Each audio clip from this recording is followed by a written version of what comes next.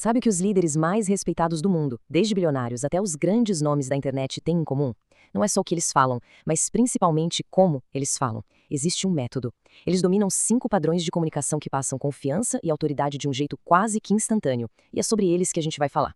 E aí a gente já chega na grande pergunta, né? Por que algumas pessoas entram numa sala e todo mundo para ouvir, enquanto outras, que às vezes são até mais competentes, simplesmente não conseguem ser levadas a sério? A resposta, na maioria das vezes, está no jeito de se comunicar. Aqui está a raiz de tudo. A maioria das pessoas, lá no fundo, se comunica com um objetivo principal: ser gostado. E isso acaba gerando uma linguagem mais defensiva que fica o tempo todo buscando uma validação.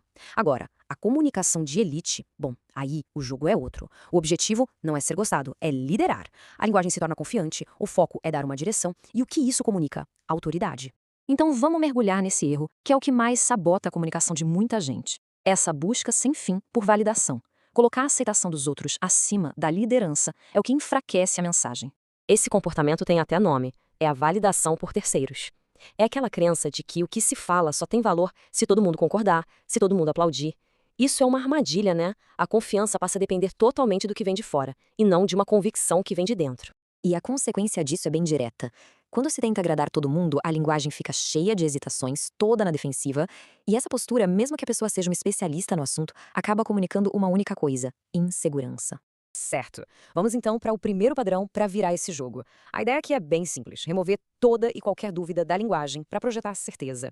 Essa frase aqui é perfeita para resumir a mentalidade. É falar com uma autoridade que já existe, sabe? Como alguém que sabe que pertence àquele lugar sem precisar pedir licença para falar. É o oposto de quem busca aprovação a cada frase. E para fazer isso na prática, o negócio é eliminar o que a gente pode chamar de palavras amortecedoras. Coisas como eu acho, talvez, provavelmente, elas funcionam exatamente como um amortecedor. Elas tiram impacto, é um sinal direto para o cérebro de quem está ouvindo que diz: olha, não precisa levar isso aqui tão a sério. Olha só essa comparação, que diferença! A primeira versão é fraca, cheia de acho que, provavelmente.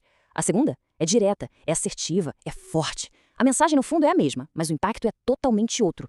Tudo por tirar as palavras que criam dúvida. Agora vamos para o segundo padrão, que é igualmente importante.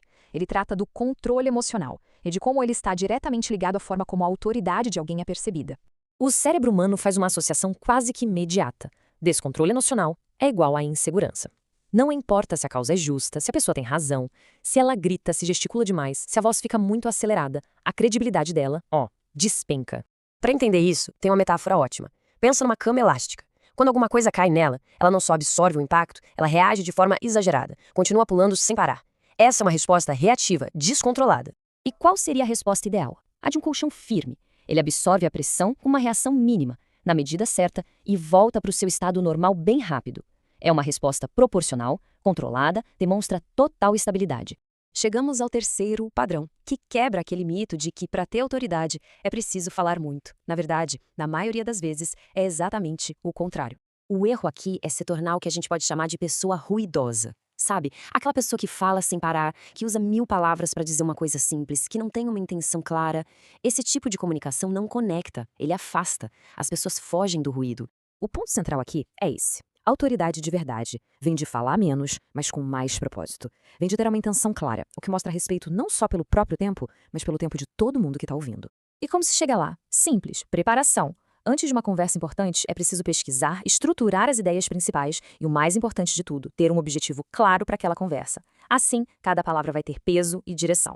Agora, o quarto padrão, esse aqui, muda completamente a dinâmica de poder de qualquer conversa. É uma virada de chave. Olha que interessante essa dinâmica. Quem só responde perguntas acaba numa posição reativa, quase submissa. Está sempre sendo julgado, cedendo o controle. Agora, quem faz as perguntas certas, essa pessoa assume o volante. Ela se torna o condutor, o guia da conversa.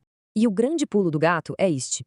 Liderar não é sobre ter todas as respostas prontas. É sobre ter a inteligência e a curiosidade para fazer as perguntas certas. Aquelas que fazem todo mundo pensar, que revelam o que é importante e que levam a conversa para frente. E para fechar, o quinto e talvez o padrão mais poderoso de todos. Aquele que constrói a autoridade a partir do respeito aos próprios limites. Pensa bem, uma pessoa que está sempre disponível, que aceita tudo, que diz sim para qualquer coisa, ela não parece mais importante, pelo contrário. A imagem dela se dilui, ela se torna comum, acessível demais. Um líder de verdade tem foco e sabe quais são suas prioridades. A história por trás dessa frase é muito forte. O autor da fonte estava fechando um negócio importante, mas a reunião final caiu exatamente no dia do nascimento da filha dele. Ele explicou a situação, mas a outra parte insistiu. E qual foi a resposta dele? O silêncio. Ele simplesmente parou de responder. E com isso, ele demonstrou que os valores dele não estavam à venda. E isso sim é autoridade. E pra gente terminar, fica uma reflexão. Desses 5 padrões que a gente conversou, eliminar a dúvida, gerir a emoção, falar com peso, dominar com perguntas e o poder no não, se fosse para escolher um só para começar a aplicar hoje, qual deles teria o poder de transformar mais rápido a comunicação de uma pessoa? Qual seria a maior virada de chave?